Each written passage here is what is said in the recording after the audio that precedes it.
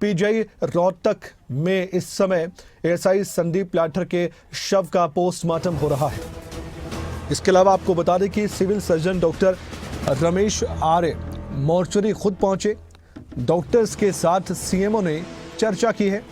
Doctors का board ASI के शव का पोस्टमार्टम कर रहा है। समूची प्रक्रिया की अभी वीडियोग्राफी भी हो रही है और आज ही एएसआई संदीप लाठर का अंतिम संस्कार होगा।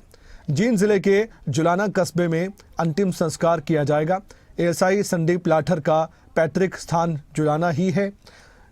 मुख्यमंत्री के ओएसडी वीरेंद्र सिंह और सतीश नांदल, इन दोनों की बहुत अहम भूमिका रही है इस पूरे मामले में कि परिवार को समझाएं, परिवार की बातों को सुने और उसके बाद उनकी जो भी डिमांड्स हैं उन पर गौर करें। हालांकि एक बयान ये भी आया था संदीप लाठर के रिश्तेदार की तरफ से कि हमारी सरकार से कोई ऐसी मांग नहीं है, लेकिन जो भी बातें थी, जो भी चिंताएं थी, उनको सरकार ने समझा है और यही एक वजह है कि आज ही एएसआई संदीप लाठर का अंतिम संस्कार किया जाएगा। इस पूरे मामले पर एक नजर डालें तो शुरुआत से लेकर अब तक हम आपको ये भी बता दें कि मंगलवार का दिन था, परसों की ही बात है, जब एएसआई संदीप लाठर एक वीडियो बनाने के बाद खुद अपनी हाथों अपनी जीवन लीला समाप्त कर बैठे। उसके बाद कई सवाल भी अपनी मौत के बाद छोड़ गए वो, और उन सवालों के जवाब अभी मिलने बाकी हैं। इसलिए इस मामले पर नज़र आने वाले वक्त में भी बनी रहेगी, क्योंकि जांच चलेगी। एफआईआर की बात सामने आ रही है कि कई लोगों के खिलाफ एफआईआर भी हो चुकी है। हालांकि आधिकारिक तौर पर अभी जानकारी नहीं आई है, लेकिन फिर भी हमारे सूत्र ये बताते हैं कि जो पूरा मामला है ये जुड़ा हुआ है चंडीगढ़ के उस सुसाइड केस से, जो सुसाइड केस सुर्खियों में आज भी बना हुआ है, और वो है आईपीएस वाई पूरन सुसाइड केस। कनेक्शन कैसे था और क्यों था ये भी हमने आपको बताया था।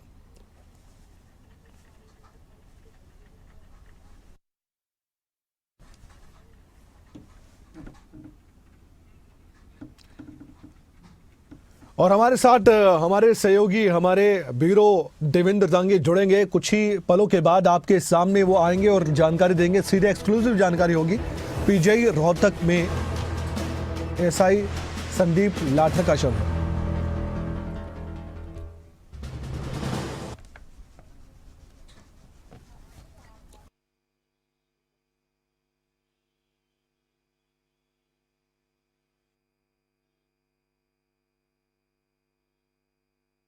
हमारे वरिष्ठ सहयोगी, हमारे ब्यूरो देवेंद्र दांगी, आइए बातचीत करते हैं, चर्चा करते हैं और जानते हैं उनसे इस मामले में अभी अपडेट क्या है।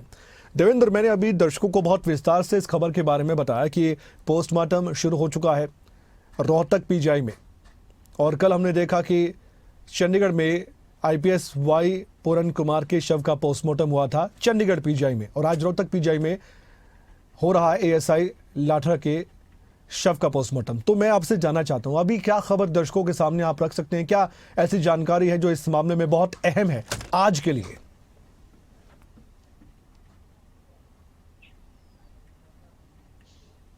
जी कमाल, देखिए आज सबसे अहम जानकारी वो ये है कि पोस्टमार्टम हो रहा है। अब से चंद मिनट पहले पोस्टमार्टम की प्रक्रिया शुरू कर दी गई है और दोपहर तक, हो सकता है 12 बजे के आसपास तक, अंतिम संस्कार की भी तस्वीरें लोगों को देखने को मिले। फिलहाल हम लोग मोर्चरी जो है, मोर्चरी के बिल्कुल पास में मौजूद हैं और नवीन कुमार आपको तस्वीरें दिखाएंगे। बाकायदा यहाँ पर अच्छी खासी संख्या में सुबह से ही कमल यहाँ पर बाकायदा पुलिस लगा दी गई थी। सुबह से क्यों, बल्कि रात से कहें तो कोई अचरज की बात नहीं होगी, क्योंकि रात को यहाँ पर पुलिस फोर्स लगाई गई थी और तब पुलिस सुरक्षा के बीच यहाँ पर मोर्चरी में जो एएसआई हैं संदीप लाठर, उनकी बॉडी पहुंची थी। सुबह डॉक्टर्स का बोर्ड का गठन किया गया है। जो सीएमओ है, सिविल सर्जन है रोहतक के डॉक्टर रमेश चंद्र आर्य, वो यहाँ पर पहुंचे हैं। डॉक्टर्स की जो टीम है वो गठित की गई है, बोर्ड बनाया गया है। उसके बाद प्रोसेस शुरू किया गया। सबसे पहले मैं बड़ी अपडेट दूं, सबसे पहले बॉडी को स्कैन किया गया, बाकायदा एक्सरे किया जाता है इसमें। उससे ये पता लगता है कि शरीर के किस हिस्से में बुलेट इंजरी है और कहाँ पर वो बुलेट शरीर में मौजूद है, वो स्कैन किया जाता है। उसके बाद जो है पूरा प्रोसेस शुरू होता है कमल। और वो जो प्रोसेस है पोस्टमार्टम का, चीज़ों को जांचने परखने का, वो शुरू कर दिया गया। बाकायदा फॉरेंसिक एक्सपर्ट हैं, बैलिस्टिक एक्सपर्ट इसमें रहते हैं, तो डॉक्टर्स जो सीनियर डॉक्टर्स हैं उनको एसोसिएट किया जाता है। फिलहाल हम लोग मोर्चरी के पास बिल्कुल मौजूद हैं और तस्वीरें जो देख पा रहे हैं, ये बाकायदा लोगों का यहाँ पर आना जाना सुबह से ही शुरू हो गया था। ये काफ़ी संख्या में यहाँ पर पुलिस लगाई गई है। पुलिस बाकायदा पूरी तरह से चौकन्ना है इसमें कमल, और होपफुली कुछ वक्त और लगेगा पोस्टमार्टम की प्रक्रिया जो पूरी होने में, और उसके बाद जो है बॉडी को पुलिस सुरक्षा के बीच में यहाँ से जुलाना लेकर जाया जाएगा। जुलाना जहाँ की पैतृक जो निवास है संदीप एएसआई जो थे लाठर साहब, उनका, वहाँ पर अंतिम संस्कार दोपहर को होगा। फिलहाल जो है पोस्टमार्टम चल रहा है, ये बड़ी खबर है। और इसके बाद जो है पुलिस सुरक्षा के बीच यहाँ से बॉडी को लेकर जाया जाएगा, बाकायदा एम्बुलेंस में लेकर जाएंगे। काफी लोग यहाँ पर पहुंचे हुए हैं। दोपहर तक जो है अंतिम संस्कार की संभावनाएं नजर आ रही हैं कमल मुझे। देवेंद्र, आज आपने बताया कि पोस्टमार्टम हो रहा है और इसका सीधा सीधा असर इस पूरे केस पर क्या रहेगा जब रिपोर्ट सामने आएगी पोस्टमार्टम की, ये थोड़ा सा आप जानकारी दे सकते हैं? इतना अहम क्यों होता है किसी भी जांच में, किसी भी मामले में, चाहे वो मर्डर का केस हो, चाहे सुसाइड का केस हो, पोस्टमार्टम रिपोर्ट का इंतजार जांच टीम को क्यों होता है?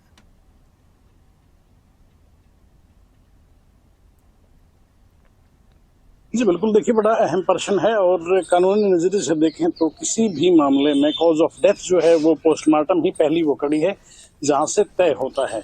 पोस्टमार्टम ही ये तय करता है, डॉक्टर्स की रिपोर्ट ये तय करेगी कि जो शरीर का जो परीक्षण किया गया, हत्या परीक्षण जो किया जाता है, उसमें क्या चीज निकल कर सामने आती है कि कॉज ऑफ डेथ जो है, मृत्यु का कारण किसी भी इंसान का क्या रहा है। वो अमूमन गन शॉट जैसी चीजें अगर कोई घटना होती है तो वो क्लियर हो जाता है पोस्टमार्टम में।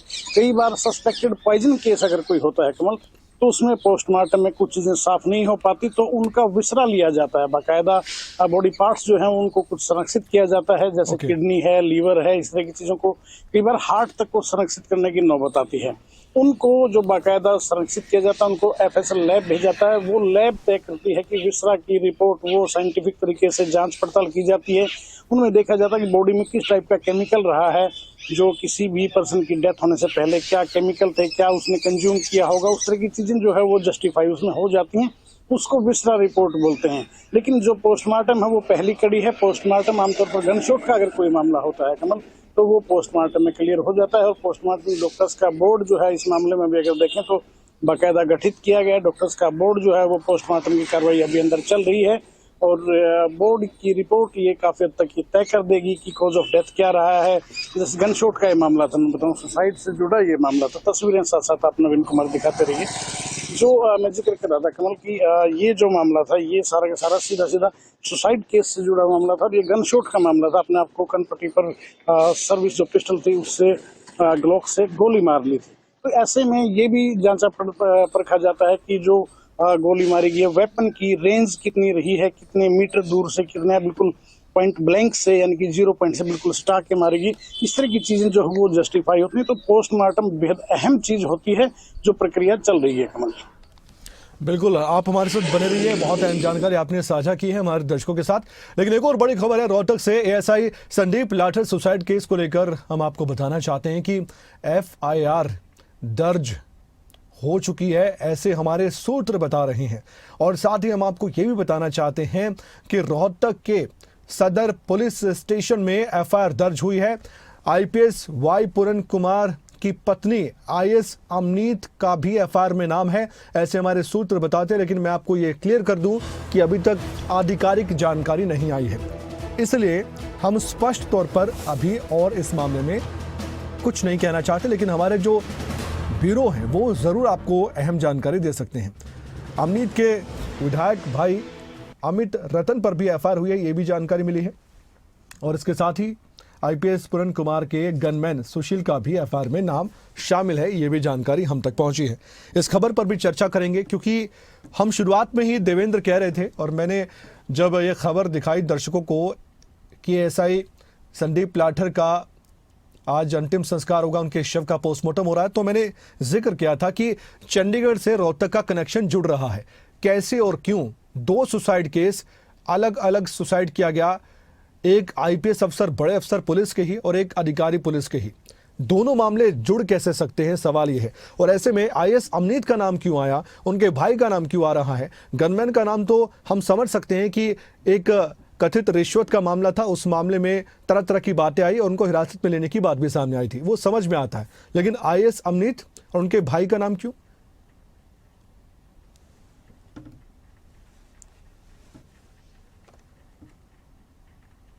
देखिए कमल, जो ये एएसआई संदीप लाठी ने सुसाइड किया था, आपने भी देखा, दर्शकों तक भी ये चीजें पहुंचाई कि 4 पेज का बाकायदा सुसाइड नोट लिखा गया था। उसमें लंबी चौड़ी पूरी एक दास्तान लिखी गई थी। उसके अलावा 6 मिनट से अधिक का एक वीडियो शूट किया गया था। उसमें बताया गया था ये आहत थे काफी उन चीजों से जो इनको महसूस हुई कि ईमानदार अधिकारियों की कोई वैल्यू नहीं है, ऐसा इनको फील हुआ। इनको लगा कि नरेंद्र सिंह बिजारनिया जैसे ऑनेस्ट ऑफिसर को अगर रोहतक पुलिस अधीक्षक से के कार्यभार से मुक्त किया गया, हटा दिया गया, यहाँ से तबादला उनका कर दिया गया, इन चीजों से व्यथित थे। दूसरा इन्होंने खासतौर से जिक्र किया था जो सीनियर आईपीएस अधिकारी रहे, पिछले दिनों सुसाइड कर गए थे, वाई पूर्ण कुमार, उनका खासतौर से जिक्र किया था और उनको एक करप्ट अधिकारी बताया था। कई बातों का और भी जिक्र किया था, कहा था कि करप्शन का एक साम्राज्य स्थापित कर लिया गया था। कास्ट लाइन की कुछ चीजें थी कि तबादला किया गया कुछ कर्मचारियों का, आईजी ऑफिस में मनमाफिक टीम लगाई गई, इस तरह के आरोप लगाए गए थे, इस तरह की कई बातें कही गई थी।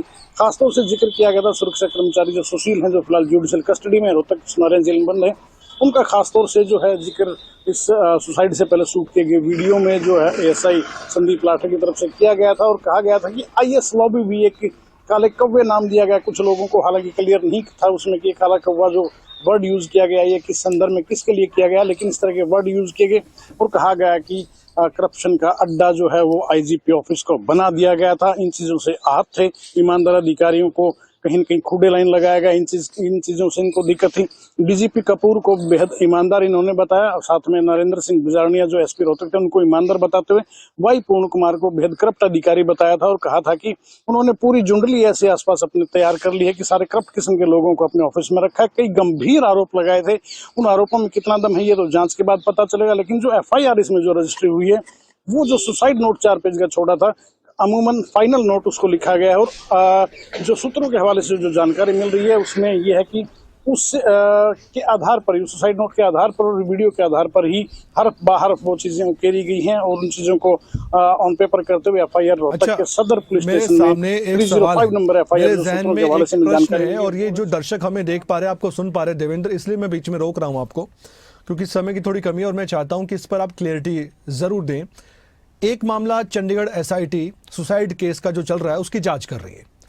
अब Rohtak police ASI suicide case की जांच कर रही है। इन दोनों, चंडीगढ़ पुलिस और रोहतक पुलिस, इनकी जो जांच है, जो जांच कर रहे हैं, एक दूसरे से कनेक्टेड होगी, एक दूसरे से कनेक्शन होगा।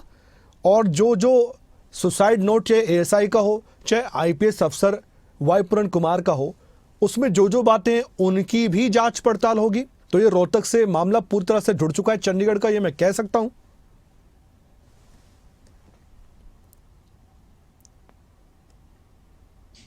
जी बिल्कुल कमल, आपने बिल्कुल वाजिब सवाल किया है और ये सवाल वो सवाल है जो आम आदमी के जहन को भी कौंधा रहा है। आम आदमी के दिमाग में ये प्रश्न बिल्कुल है। और मैं बता दूं, इसको स्पष्ट कर दूं कि ये 2 मामले बेशक अलग अलग हों, एक सुसाइड चंडीगढ़ में हुई, दूसरी सुसाइड रोहतक में हुई, लेकिन उसके बावजूद इन मामलों की जो जांच पड़ताल, जो छानबीन चलेगी, वो बिल्कुल एक दूसरे से इंटरकनेक्टेड चीजें हैं, क्योंकि एक दूसरे से जुड़े हुए मामले। चाहे वाई पूर्ण कुमार की सुसाइड का जिक्र कर लीजिए या एएसआई संदीप लाठी की सुसाइड का जिक्र कर लीजिए। जो संदीप लाठी उनकी तरफ से आरोप लगाए गए हैं वाई पूर्ण कुमार पर और उनकी जो टीम रही है उनके ऊपर, ऐसे में एक दूसरे से मामले सीधे तौर पर जुड़े हुए हैं। जांच जो है उसमें चंडीगढ़ पुलिस को हरियाणा पुलिस का सहयोग लेना पड़ेगा, हरियाणा पुलिस जो है उसको चंडीगढ़ पुलिस का भी, यूटी पुलिस का भी सहयोग लेना पड़ेगा। एक दूसरे के सहयोग से, एक दूसरे को कोऑपरेशन के साथ टीमें चलेंगी मुझे लगता है, क्योंकि एसआईटी गठित की गई है। हालांकि रोहतक पुलिस जो है वो छानबीन कर रही है।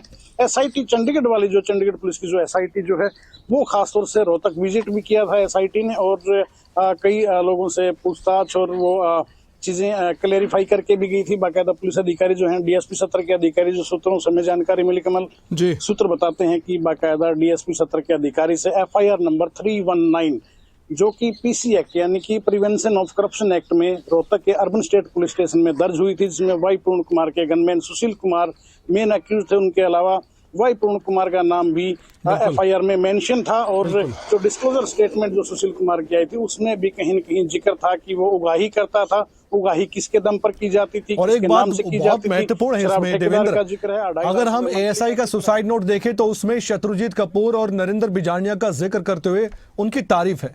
आईपीएस वाई पूर्ण कुमार के फाइनल नोट की बात करें, उसमें विलन बनाया गया उन दोनों को।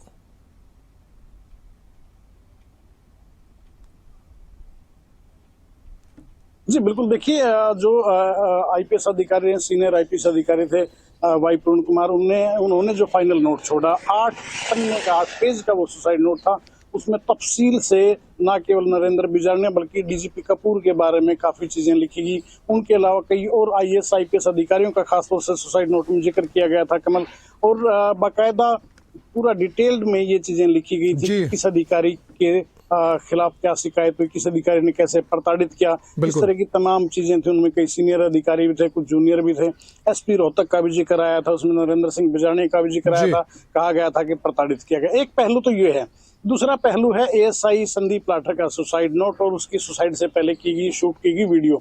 उसमें वाई पूर्ण कुमार को बेहद करप्ट अधिकारी बताया गया था, जैसा कि जो एफआईआर नंबर 319 है उसमें भी इन चीजों का जिक्र है। और उसमें देशभक्ति की बातें की गई, तिरंगे के सम्मान की बात की गई। कहा गया कि मेरे दादा फौज में रहे हैं, मैं उस परिवार से आता हूँ, करप्शन मुझे बर्दाश्त नहीं। भाजपा सरकार की कहीं न कहीं तारीफ भी सुसाइड नोट में या इस सुसाइड से पहले शूट की गई वीडियो में की गई कि सरकार चाहती है करप्शन पर रोक लगे, लेकिन एक लॉबी है, कुछ लोग हैं, कुछ काले कौवे हैं जो बर्दाश्त नहीं कर पा रहे।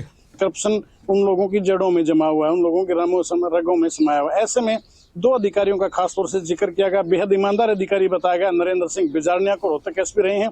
और देखिए रोहतक एसपी का अगर कार्यकाल देखें तो साल भर वो रोहतक रहे और साल भर में 1 दर्जन के आसपास एनकाउंटर हैं, जो हार्डकोर क्रिमिनल हैं, बाकायदा एनकाउंटर करवाए। आम आदमी जो है वो कहीं न कहीं एसपी रोहतक की कार्यप्रणाली से खासा संतुष्ट था। इस चीज का जिक्र जो है वीडियो में भी किया गया। डीजीपी कपूर का खासतौर से जिक्र किया है एएसआई संदीप लाठर ने अपने सुसाइड नोट में या वीडियो में, और उनको भी एक ईमानदार अधिकारी बताया गया है। कुल मिलाकर बात यह है कि एक तरफ सुसाइड नोट जो है वो वाई पूर्ण कुमार का है, जिसमें करीब 15 के आसपास जो है नामों का जिक्र किया गया है। कई लोगों को बाकायदा हाईलाइट करके लिखा गया था कि ये इन लोगों से मुझे ये दिक्कतें रही हैं, ऐसे मुझे प्रताड़ित किया गया, कास्ट लाइन के ऊपर मुझे प्रताड़ित किया गया। वो भी एक पहलू है। देखने वाली बात यह है कि इसमें चंडीगढ़ पुलिस की तरफ से जो स्पेशल इन्वेस्टिगेशन टीम जो गठित की गई है, जो एसआईटी बनाई गई है, वो जांच में क्या फैक्ट सामने लेकर आती है, या रोहतक पुलिस जो जांच शुरू कर चुकी है उसके फैक्ट फाइंडिंग क्या रहेंगे, ये देखने वाली बात होगी। क्योंकि दोनों मामले एक दूसरे से इंटरकनेक्टेड हैं, दोनों मामले एक दूसरे से जुड़े हुए हैं। आरोप दोनों तरफ से हैं। वाई पूर्ण कुमार के सुसाइड नोट की बात कर लीजिए, फाइनल नोट के, उसमें भी आरोप हैं, या फिर एएसआई संदीप लाठर की तरफ से बात करें, इसमें भी गंभीर आरोप है। देखने वाली बात ये होगी कि दोनों की तरफ से लगाए गए आरोप जो हैं, इनकी हकीकत क्या निकलती है, ये पुलिस की इन्वेस्टिगेशन पर डिपेंड करेगा। कमल, शुक्रिया, बहुत बहुत धन्यवाद जानकारी